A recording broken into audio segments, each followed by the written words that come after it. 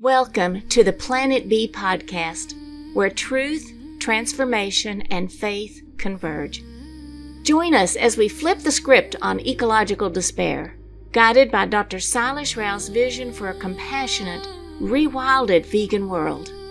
Let's begin the journey to the greatest transformation in human history. Greetings, everyone, and welcome to episode 27 of the Planet B podcast, Codes for a Healthy Earth. Dr. Rao, this is going to be a good one. We are divinely blessed with the Codes for a Healthy Earth. It's the work of Dr. Shelley Ostroff and Jan Golding. They initially presented the codes to all of us, and we all signed on to it. And then, it was slightly modified over time, but it was basically the original contribution from them. It's a code for how do you create self-organized systems and ensure the health of the planet. That's beautiful. So let's begin with the opening quote of chapter 27. That's Iroquois wisdom. In every deliberation, we must consider the impact of our decisions on the next 7 generations. That's the foresight of the Iroquois wisdom, which is to always think about generations to come in the future, as much as we can deduce what the impact would be. We have to take that into account before we make a decision. How would our systems change when our focus is back to the indigenous nations' way of looking ahead 7 generations? How would everything on this planet look differently from a systems perspective? Oh, very different, because we are now doing a lot of local optimization. Local in time, it's just what can I get in the next quarter? How much can I grab right away? And that's what gets rewarded in the system. Okay, the system is designed around local optimization. And in fact, it's based on the idea that if someone looking out for themselves automatically looks out for the society that they are in. So this is what the father of capitalism said way back in the 16th century. So that people, when they look out for themselves, they look out for others. But maybe that's not working so well in this current generation. Yeah. This is Adam Smith in his book, The Wealth of Nations. He said that. But he was basically talking about enlightened self-interest. And now if it is enlightened self-interest, what he's saying is true. Okay. Right. Because enlightened self-interest is looking out for others first. That's what enlightenment is about. Right? Yep. But people drop the enlightened out of it when they interpret it. Okay. Yeah. In modern capitalism, they just assume it is just self-interest will lead to the well-being of all. So, Dr. Rao, when you talk about the codes for a healthy earth, you mentioned earlier about a self-organizing system. So what is a self-organizing system?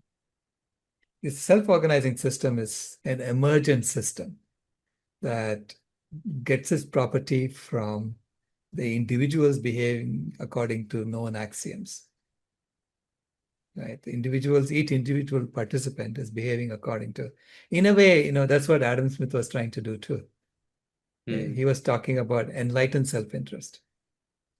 And then he used the example of the baker and the butcher and so on, but in reality, everyone who is participating in an economy through enlightened self-interest will actually be doing things for the well-being of others and not expecting anything for it for themselves.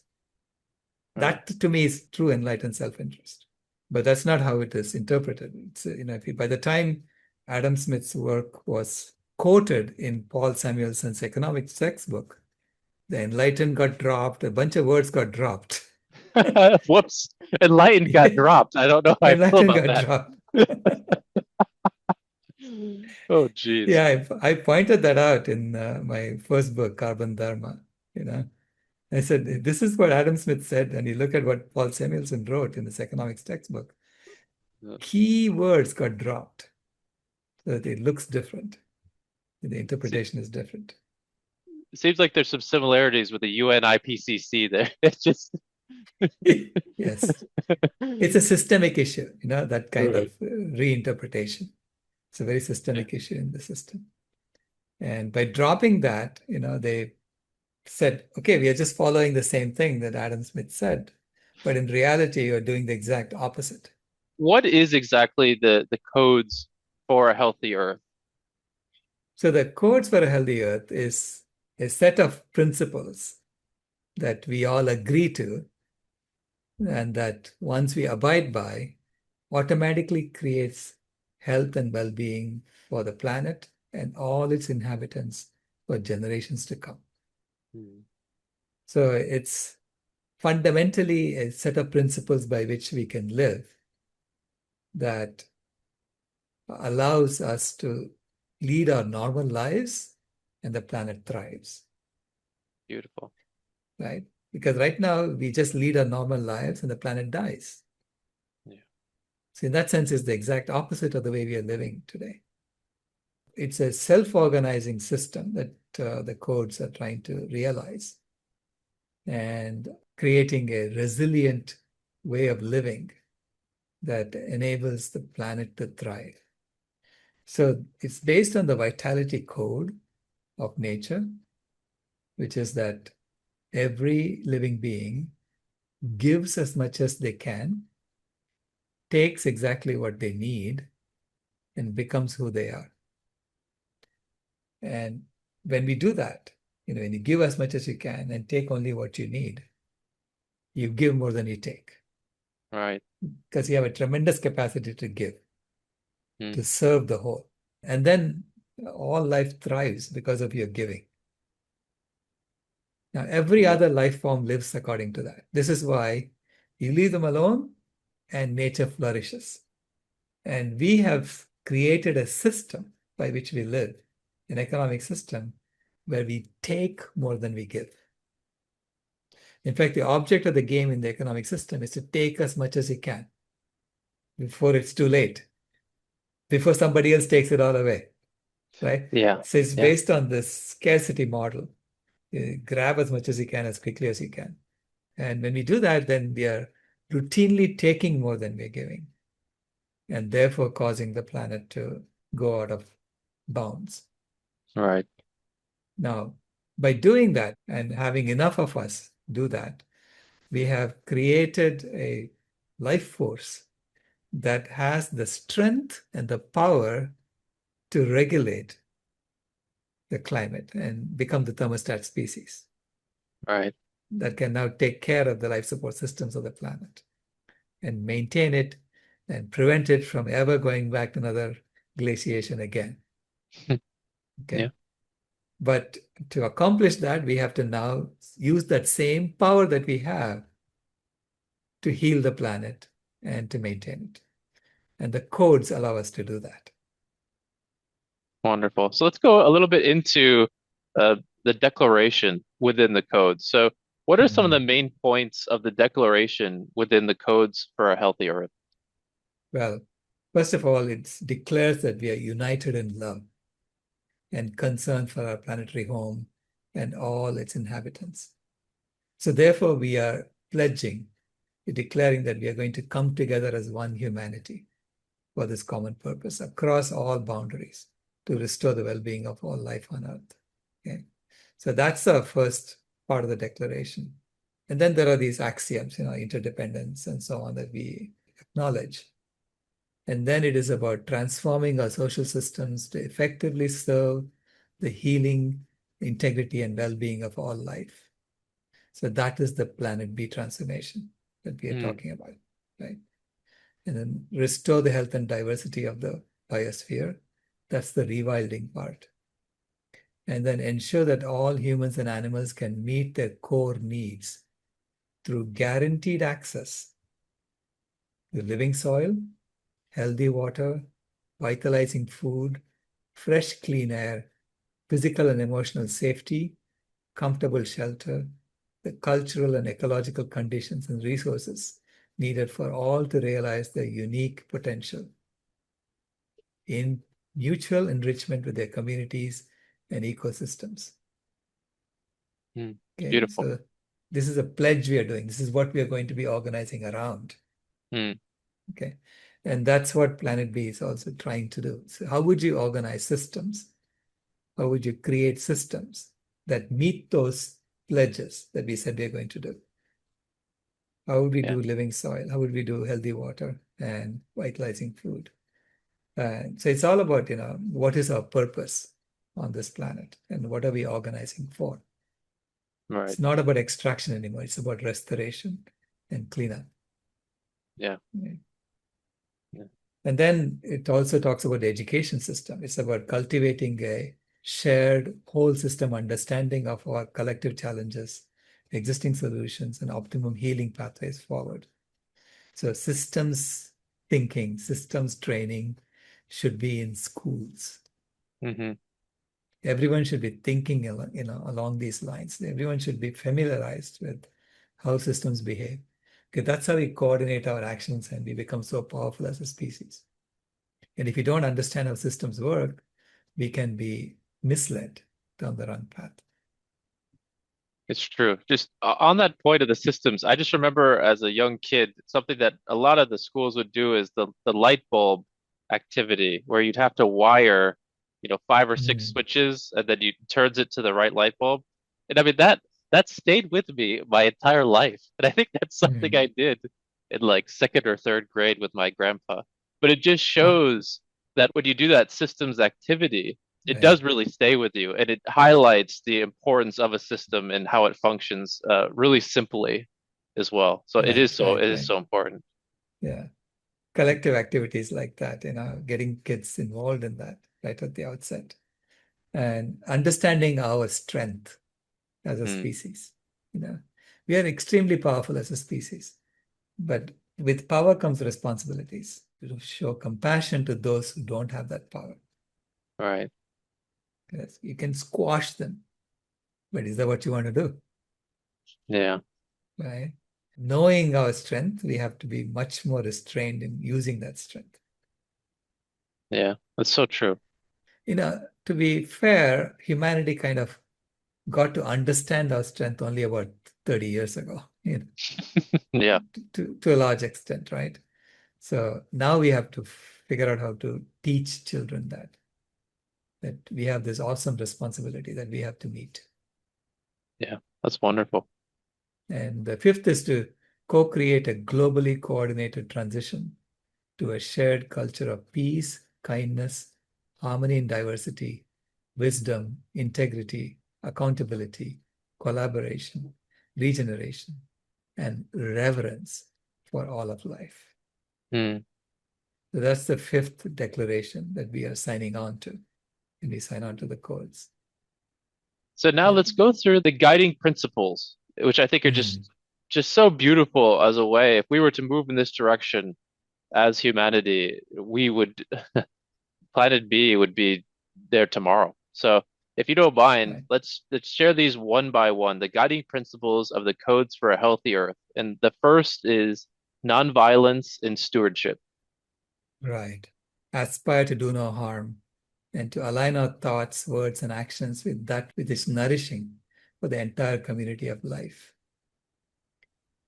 Second, protect, honor, and restore the foundations of life: earth, water, fire, air, climate, biodiversity, and the web of life. So it's really about the rewilding part, Hmm. about restoring the planet. Third, protect and honor indigenous peoples and their lands and integrate their counsel, wisdom, and knowledge systems in all sectors of human affairs. Because there are local knowledge, their local knowledge is invaluable Yeah. for all of us, to thrive. Because they know more about what's going on in their ecosystem than we would ever learn from a textbook. And they're also they're waiting and willing and wanting to help. They're just Right. waiting to be asked. They're all waiting for us to wake up and realize that they have a treasure Right. there of knowledge, Yeah. that we can tap into. And last, ensure all decisions are based on the analysis of consequences to the health of the whole for the next 7 generations, and that human and non-human stakeholders are represented and taken into account. So I think we need to have animal guardians, who are representing different sets of species and whose responsibility is to look out for their well-being. Mm. Mm. If you want to go right into the next one, which is harmony in diversity. Yeah, harmony in diversity. Honor and heed the voices of marginalized groups in co-creating the way forward. Ensure the full protection and equality of girls and women in all social sectors. Develop our understanding about the essential and vitalizing nature of human and ecological diversity. Cultivate cultures of inclusivity that celebrate our life-enriching differences. And then acknowledge the deep layers of individual, cultural, and environmental trauma that we have undergone, and work to implement holistic healing and rehabilitation strategies that prioritize the most vulnerable communities, species, and ecosystems. So first address, those who have been harmed the most and heal them and help them come back. So this is how would you allocate resources is what this comes down to. Mm. So in that sense, if I look at the species level, it's all the species that are on the brink of extinction that we need to try and bring back. Right. Right. And then among human beings is those who have been oppressed the most that we have to bring back first. That would be the indigenous communities who have been colonized and whose lands have been taken away from them, who have been displaced. They are the ones who need help first. Yeah. So it's almost like it would be reversed where they would lead us back onto those lands, educate us how to properly use those lands. Could you share more about that a little bit? Yeah. Yeah, you have to go and ask them, knowing what you know, how would we Right. restore this area? Right. Right? What used to be here? Tell us your stories. So we have to start a deep listening process with Mm. the indigenous communities around the world.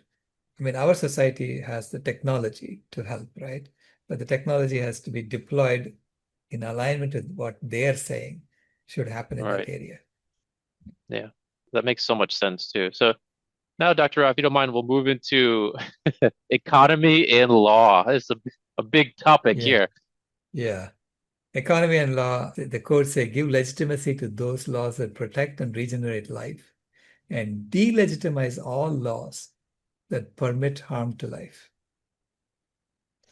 And invest only in that which protects and regenerates life, and disinvest from any and all enterprises that harm or could harm life. Ensure all corporations and enterprises harming life will be supported to either transform or dissolve. And create the optimal conditions for the core needs of all humans and animals to be met as we transition to healthier economies and enterprises.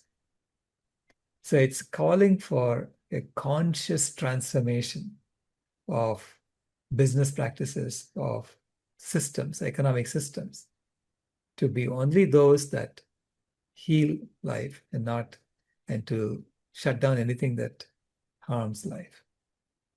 Okay, so which means the old model is about commodifying life. The old model puts a value on life. And it's just, it's all money, dollars, right? It's all turned into dollars. And it's completely illegitimate according to this.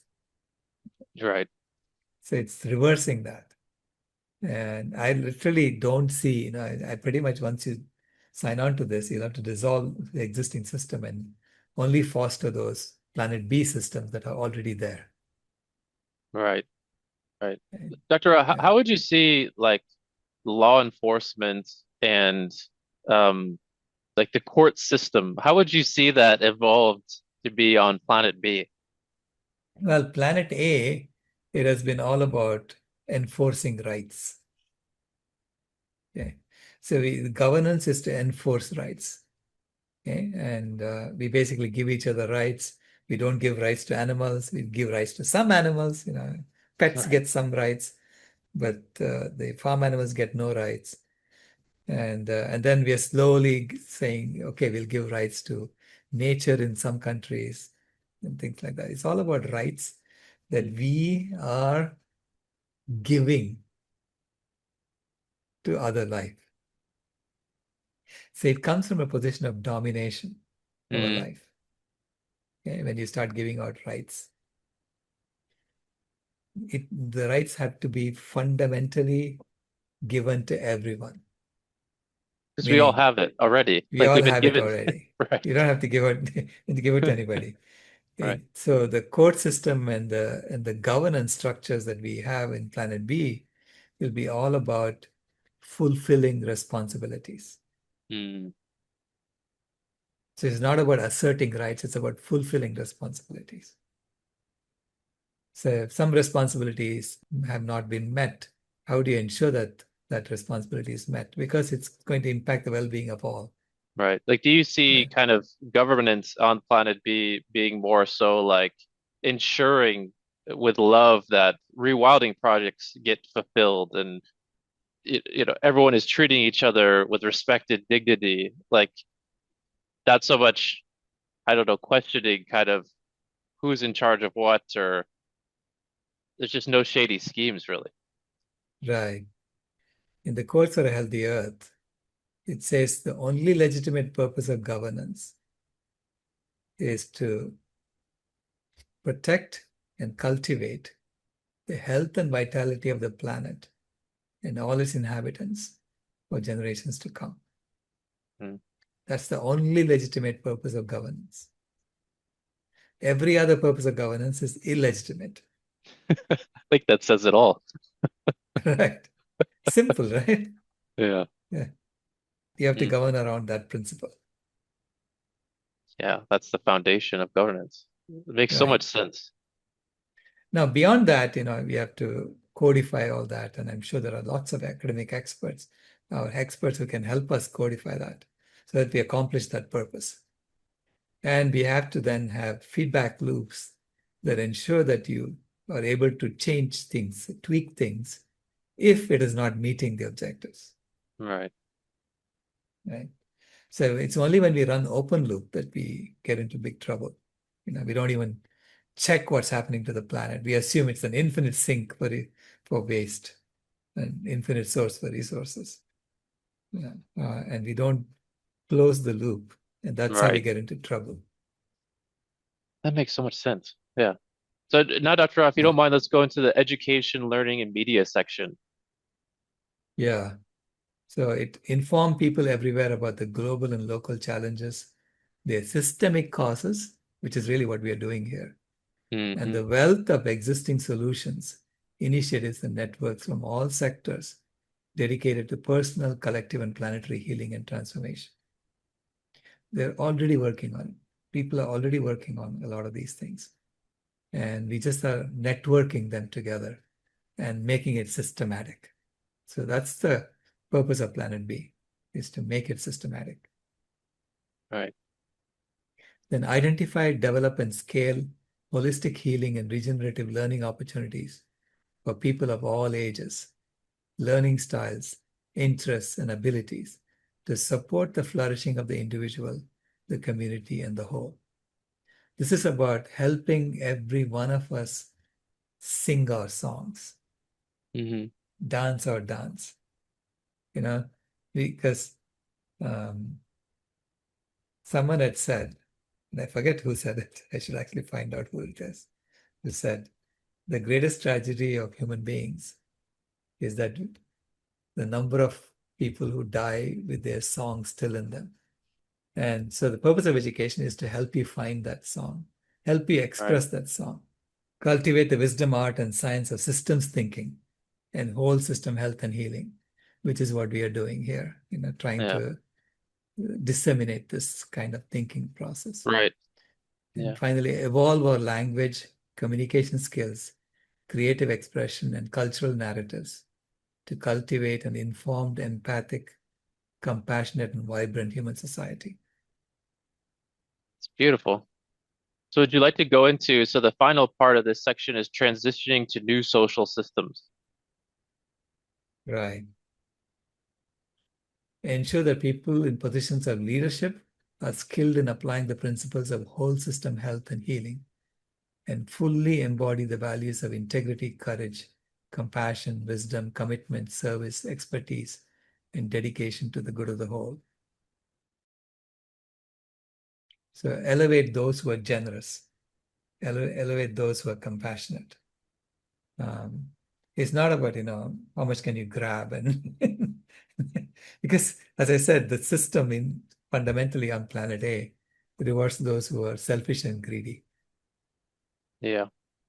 So you need to reward those, or you need to give more power to those who are selfless and generous and compassionate. Absolutely. Initiate evolving online platforms to learn, gather, refine, and disseminate the best existing innovative laws, policies, and practices for whole system health and healing in all sectors, and to design pathways for their swift worldwide adoption and implementation according to local needs and conditions. Again, it is not one size fits all, right? So it has to be a subsidiary approach, meaning assume that the local people know better than the person sitting in a central place. Yeah. So decisions are made as much as possible, as locally as possible. It's only when decisions cannot be made at that level because it impacts a lot of localities that it comes to a higher hierarchy. Which is kind of the bottom up approach, which you mentioned a lot of. Yeah. Correct. Align technology and scientific advancement to serve whole system health and healing. Again, AI is a very productivity enhancement tool. But what is it deployed for? Right. If it's deployed for restoring the planet, I think it's an amazing tool to use, because it can gather resources, knowledge from all over, and put it together and create something coherent. It'll give you a good sense of where you need to go when you do that. But if it is used to create fake worlds and things like that, it can be highly destructive. Hmm. And then cultivate self-organizing, community-led wisdom and expertise circles to advise on the wisest policies and most effective solutions, while giving voice to the needs, resources, and interdependencies of all human and non-human stakeholders. Okay. So basically, we have to have wisdom councils that would make collective decisions together. And it should include those who would speak on behalf of those who are not represented in human circles, that is, other species. Hmm. And finally, design and implement a seamless transition to new forms of local and global governance dedicated to cultivating the most efficient and vitalizing flow of energy through the entire planetary ecosystem. So, and that's where, we have to create these systems and structures that would allow us to create a planet B. All right. And then you end it with in big letters, towards a thriving world for all. Right. We people of Earth affirm that a worldwide adoption of the principles outlined in these codes has the capacity to solve multiple crises simultaneously and create a culture of peace with all of life. So it's a very simple encapsulation of the principles that we need to live by. It's beautiful. It doesn't give you all the details of how you would organize on that.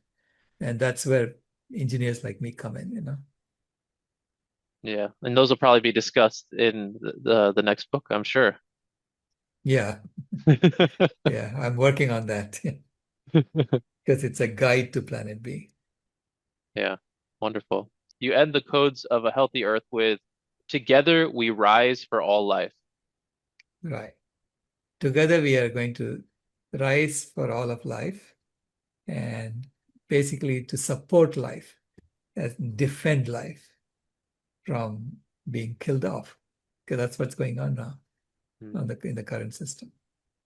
So I'm appealing to people to please consider endorsing and sharing the Codes for a Healthy Earth as a universal and evolving social contract to be voluntarily adopted by all peoples of the earth. We have to do it voluntarily. It cannot be forced on anyone. I mean, if you think there is something that needs to be changed in this, bring it up. Let's discuss it. Yeah. Right? Do you have a kind of a call to action? Like, should we try to share these codes with people or organizations or institutions? Yeah, I would like this to be, it's already been signed by over 300 organizations and in 30 countries. And, but I wish it was 3 million organizations. Yeah. No.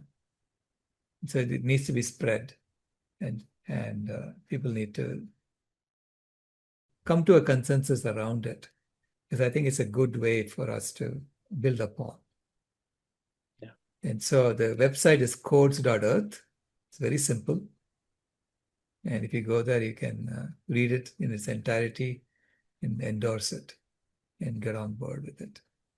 So, Dr. Rao, as we round out episode 27, Codes for a Healthy Earth, what message would you like to share with our audience today?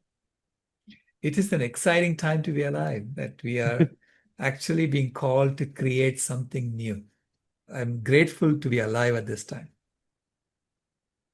Wonderful. Well, thank you so much, Dr. Rao. Thank you to our audience for joining us today. Our next episode is another extremely fascinating one. Chapter 28 is the civilizational transformation. So I hope you join us once again. Thank you for being with us today. Planet B signing out. Bye. This has been a podcast from Planet B, where ethics caught up with choices. If you haven't moved here yet, we thank you for visiting.